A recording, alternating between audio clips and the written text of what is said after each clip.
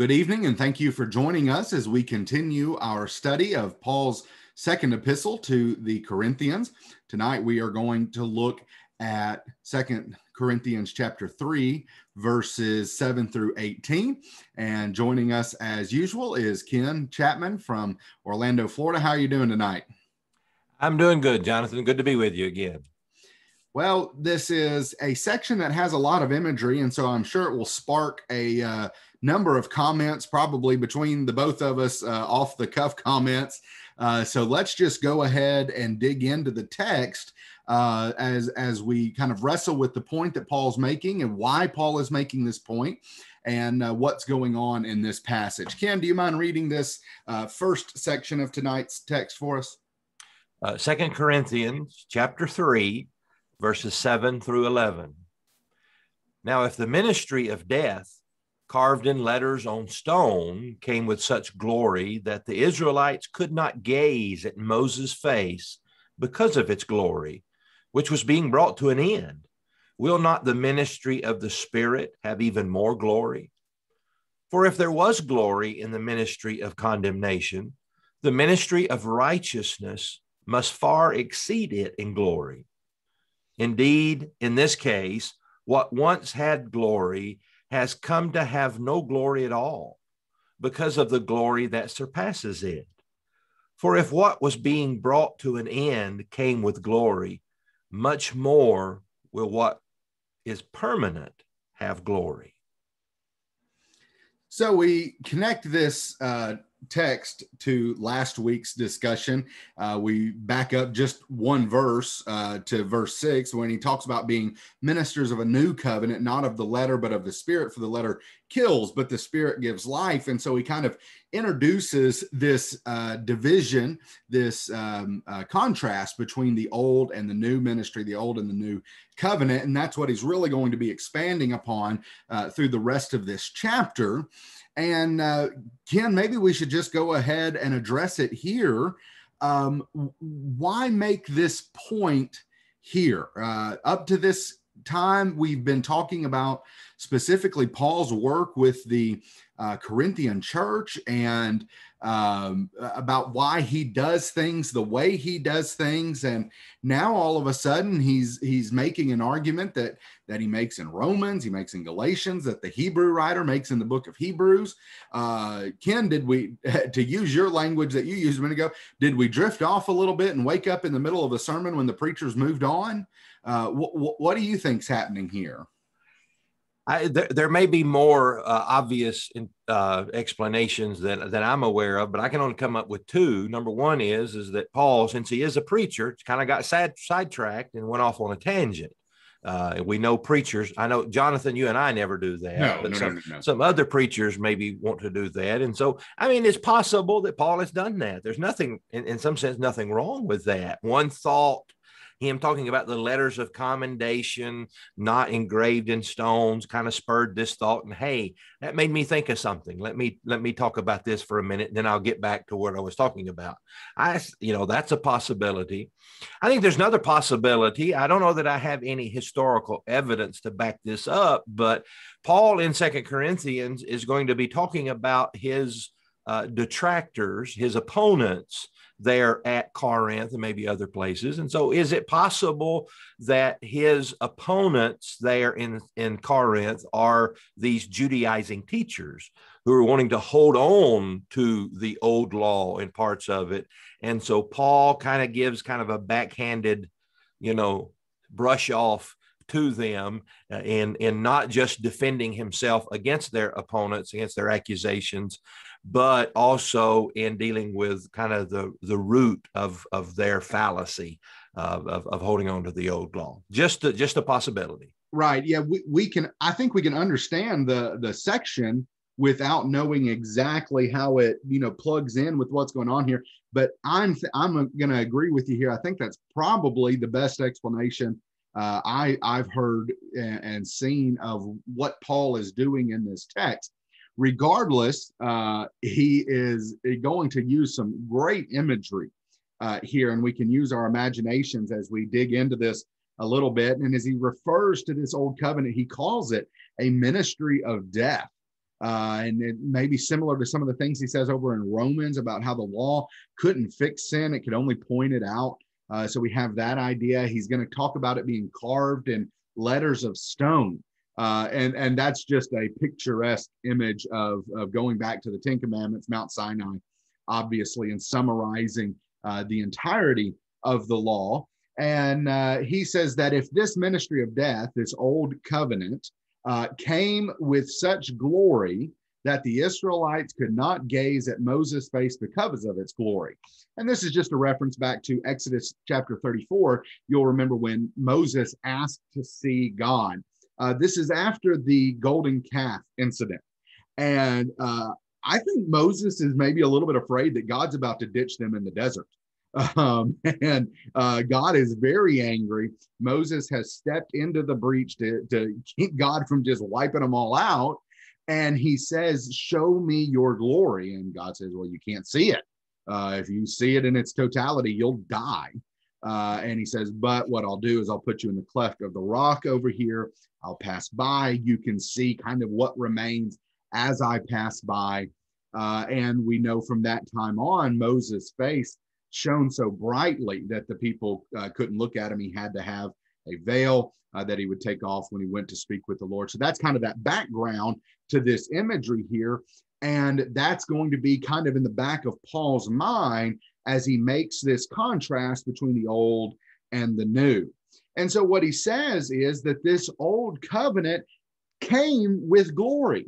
We know that from what happened with Moses. But it was being brought to an end.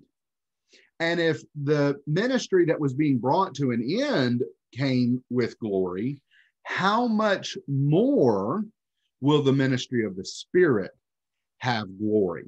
And so what we have here is an argument, the lesser to the greater. If this, then this. And Ken, I couldn't help but think of Hebrews 2, 2 and 3, Hebrews 10, 28, 29, Hebrews 2, 2 and 3 read, and you know this, for since the message declared by angels proved to be reliable, and every transgression or disobedience received a just retribution, how shall we escape if we neglect such a great salvation? If the old law came with retribution, what on earth do you think is going to happen if you neglect this new covenant, this new promise? Ken, any thoughts or comments thus far? Well, what I'm hearing is you making an argument for Paul being the author of the book of Hebrews. I didn't know we were going there, but no, you're right. It's the exact same argumentation.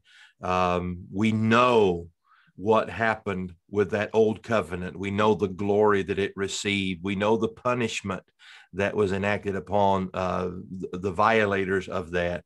How much more? And the comparison, we haven't got there. We did in our reading, but not in our discussion here. That which was brought to an end is being compared to what is permanent coming later. Really, we would say the temporary versus the permanent. Right. And if it received that glory, then what about that gospel? And this kind of ties it back into chapter 2, who leads us a glorious triumph of the gospel. What glory will it receive from God? How great is it?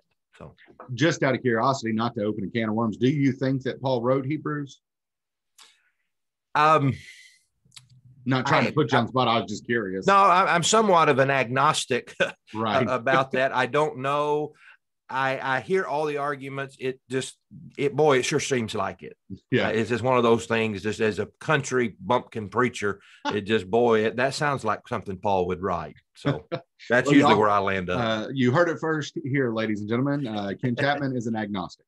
All right. He continues this contrast between the old and the new, these two ministries. He talks about the glory associated with this ministry of condemnation. And that's kind of his emphasis here. And then he's going to compare it to this ministry of righteousness. And so if the ministry of condemnation, how bad does that sound? If it had glory, well, then of course the ministry of righteousness has more glory. We're still arguing from the lesser to the greater here. In just a moment, we'll make that point very clear.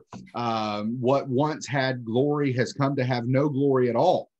because of the glory that surpasses it. So Ken, if you're in a dark room and you get out your phone to light up the to see something, well, that light can be very helpful. But when somebody comes and flips on the switch, you barely see that light anymore, if at all. Now, Paul would have no clue what we're making with this analogy here. And so I can't help but think of what Jesus says in Luke 14. If anyone comes to me and does not hate his own father or mother or wife, child, brother, sisters, yes, and even his own life, he cannot be my disciple. Now, we know from other passages that Jesus would not tell us to hate those people in our lives, but it's a comparison that we love Jesus so much that it outweighs or outshines that love that we have for these others. And so that's kind of the point that he's making here. One way I like to think of it is, imagine these people, the Israelites, at the foot of the mountain, who saw Moses with that glory, even though it was covered with a veil, that they could see maybe a glow of that heavenly sunburn that he had coming out of that, and how in awe they were of that. Mm-hmm. and how impressed they must have been by the glory of God. If you could instantly transport them from that scene to the Mount of Transfiguration, yes, and then seeing Jesus, they'd have went, oh, well, that wasn't a glow at all. Right. This is, and to me, that's kind of the idea of it had glory, but in comparison to the new, no, that's not glory. This is glory. Well, let's whittle on the Spirit's end of the stick a little bit. And obviously I'm doing that. Why do you think Paul doesn't is it just so obvious here? Do you think maybe there's a reason he doesn't reference the transfiguration? Peter does in his epistle when he talks about it. I don't know. I just find maybe because Paul wasn't there. He doesn't, he didn't have that, the luxury of using that picture like Peter and John could. That's certainly a possibility. Also, Paul's emphasizing really the word, the covenant, not the true. One who sealed the covenant. Right. And so maybe that's a possibility too. Could be. All right. And then he comes back to this for what was being brought to an end. He's already made comment about this just in describing it, but now that's going to be his focal point, the temporary, the transitory nature of this covenant. If what was being brought to an end came with glory, well, then how much more that which is permanent is the idea. And so he's not making a bunch of different points in the text here. He's making a contrast between the old and the new and showing these, I guess, three reasons here as to why the new is so much more glorious than the old. And we can emphasize that just by looking at the text as a whole, by taking a step back. And I've kind of highlighted here all these references to the old, and then we can compare that to these references to the new. Ken noted that my text looked very patriotic here, and just kind of red for the old and the dead, and the transitory, and then the blue because it's kind of pleasing, moving forward, that kind of a thing. And so you can really see here a lot of words, which Paul is wont to do. But a lot of words to make this point that this new ministry, the ministry of righteousness, is much more glorious than the old, the ministry of condemnation, of death, this passing ministry. And so that's the first part. Now he's going to build on this, but for the sake of this study, for the sake of the size of the slide, we've divided it into two sections. And so now, Ken, if you don't mind, please read for us 2 Corinthians 3, verses 12 through 18.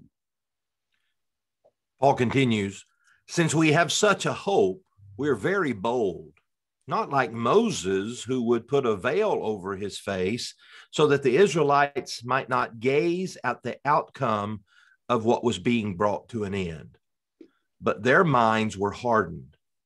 For to this day, when they read the old covenant, that same veil remains unlifted, because only through Christ is it taken away. Yes, to this day, whenever Moses is read, a veil lies over their hearts. And when one turns to the Lord, the veil is removed. Now the Lord is the Spirit, and where the Spirit of the Lord is, there is freedom. And we all, with unveiled face, beholding the glory of the Lord, are being transformed into the same image from one degree of glory to another. For this comes from the Lord, who is the Spirit. All right. He begins by talking about this hope that we have here. And I think it's just a reference to this new ministry. The old covenant was one of death. And this new one is one of life and righteousness. And that's where our hope is. Because of that hope, he says we are very bold. Now, Paul's going to talk about this, or has already talked about this. He asked the question, who is sufficient for something as great as the gospel, which gives life? Who is sufficient for these things? And he goes on to say in chapter 2, verse 16, chapter 3, verses 4 and 5, that he is sufficient, but it's because of Jesus Christ. It's not that Paul has done anything in and of himself. It's complete reliance upon Jesus. He has made us sufficient. Thus, Paul says, I am bold, as he calls out these Corinthians, as he condemns them of sin, as he tells them to fix these things, as he instructs them in the gospel and how to live the life that they should be living. You know, and this, Jonathan, this may be another kind of help into why Paul is going there. This idea of boldness, boasting, as he'll use throughout this epistle. Is that one of the accusations that were being hurled against him? And Paul is explaining, here's why I'm bold. Yes. You know, you and I might stand up in the pulpit and boldly say, this, what I'm about to tell you, is the truth. Right. And this will, save your soul.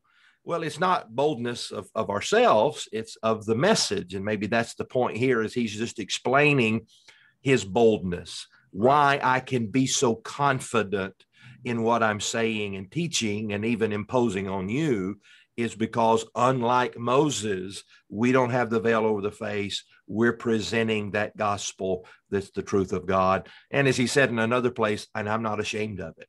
Yeah. Yeah. And he's probably annoyed that he's having to make this point a different way, because he really started out 1 Corinthians making this point, that I came before you and decided to know nothing among you except Jesus Christ and him crucified. I'm not coming to you with worldly wisdom. Well, he's having to cycle back around and make this point again here. I think that's a good point there, Ken. So again, not like Moses.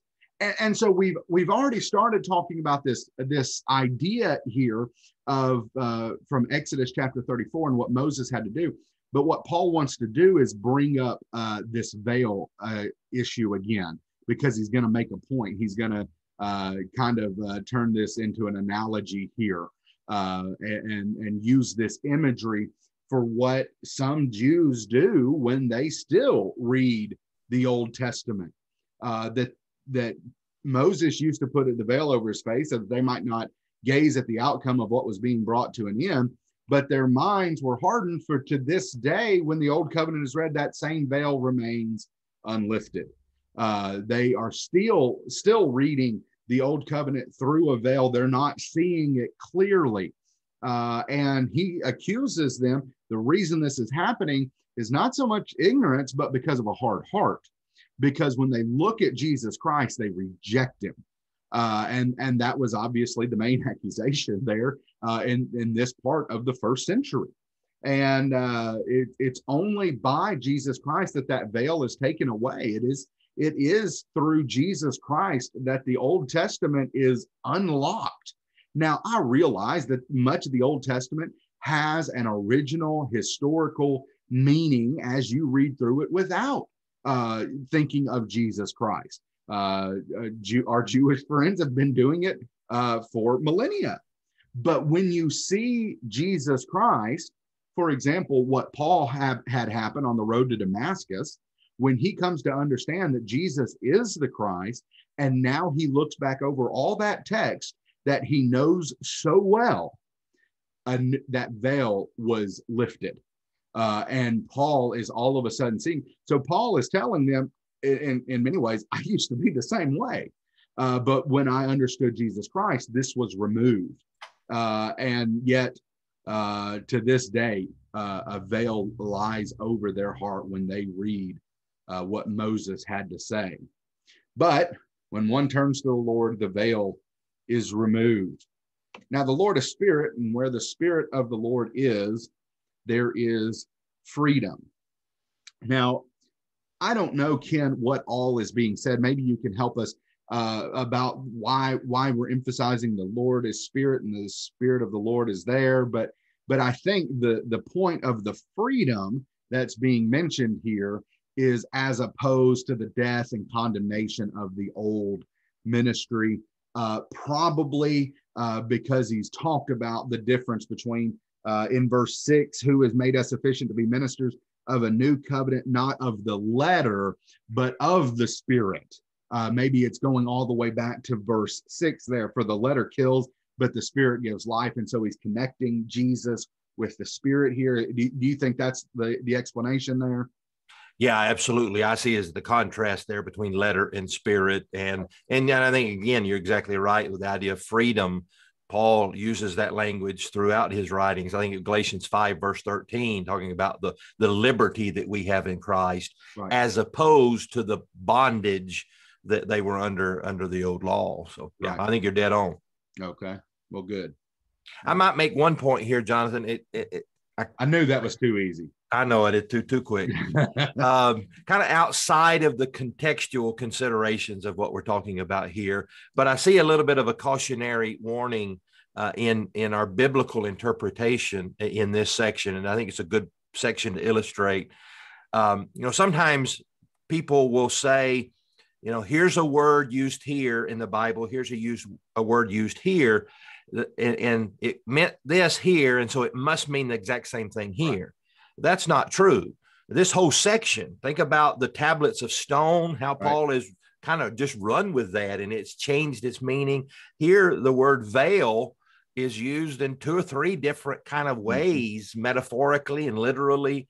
And so just because even the same author is using the same word, maybe even in the same context, doesn't mean that it's always means the exact same thing. And we can get caught into that trap somehow. Well, that's the exact same word is used over here, and so it's got to be used the same way with the same meaning. And no. Well, for instance, what you were just referencing, the veil here could almost refer to the veil in the temple that tore when Jesus died.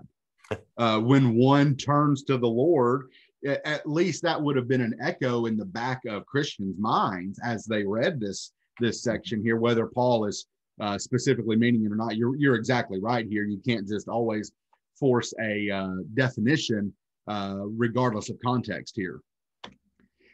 And we all with unveiled face, so here we go again, back to the more Mosaic idea of the veil.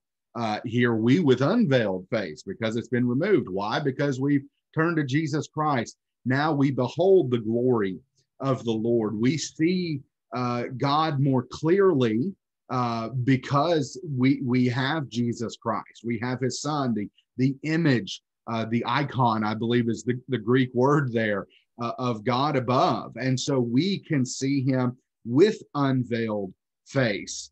And then maybe I should have just highlighted this whole section together because we are being transformed into the same image. And I can't help but think of 1 John chapter 3, when he talks about, behold, what manner of love the Father has bestowed on us, that we can be called sons of God, and we will be like him. We don't yet know what we will be. We haven't seen him yet, but we will see him, and then we will be like him. And how awesome that is going to be. And then we have maybe a little bit of a textual issue, certainly with the ESV here, in the phrasing from one degree of glory to another. And so the idea with the ESV here is that you're going from a lesser degree of glory to a higher degree of glory, maybe. But literally the text, the Greek just says from glory to glory, like in Romans 1, 16, 17, from faith to faith. And so the New American Standard, the New King James, they take this more literal, don't have to insert the interpretation here. Ken, if it doesn't mean from one level of glory to another, what does it mean then from glory to glory? I think the other possible interpretation would mean from God's glory to our glory. Okay. That we're being transformed by his Spirit. And so God's glory is what transforms us to our glory. It is a kind of more of a transference rather than a degree of gradation there. Okay. But I like the point that he's making here is that, like the argument in the book of Hebrews, he's certainly arguing that the second covenant is greater than the first covenant. But he's also kind of saying, or not kind of, he's saying that we have it better than Moses. Yeah. We, with unveiled face, are beholding. Moses didn't get to see it. We get to see it. Now, not in the literal sense. I'm not looking into the face of God in that sense, but he is saying we get to see the glory of God. That text that you talked about in Exodus 34, Moses didn't. I do. And I'm being transformed into the same image from glory to glory. Moses, the glory, that what I call the heavenly sunburn that he experienced, it diminished. It went away. And I think there's a kind of a passing reference to that earlier. He's actually talking about the covenant that went away. But in the same sense, Moses' glow went away. And maybe, we don't know how, did it just poof, it was gone? Or did it, like a sunburn, did it just kind of slowly fade? Whereas we're going the other direction. Unlike Moses, his glory faded. Ours is getting brighter. That's a really neat explanation. Yeah, that's cool. We got it better than Moses. Not just the covenant better than Moses' covenant. We're better than Moses. And that's saying something when God himself says, I speak with Moses face to face. And so that says something right there. That's pretty good right there. And then we come to this last phrase, for this comes from the Lord, who is the Spirit. That seems like it should be complicated, but all I can really make of it is just that Jesus Christ makes it possible. He makes this new ministry possible, this new covenant possible. See the book of Hebrews. And so then you see what he has made possible. It is from the Lord Jesus Christ. What do you make out of this last phrase here, Ken? Well, I think, again, it's the contrast between the old and the new and what was really intended. The old was on tablets of stone. The new is written on our hearts. The old was the letter. The new is the Spirit. And so God, like Isaiah and others in the Old Covenant talk about, God is not some static image. God is not stone. God is Spirit.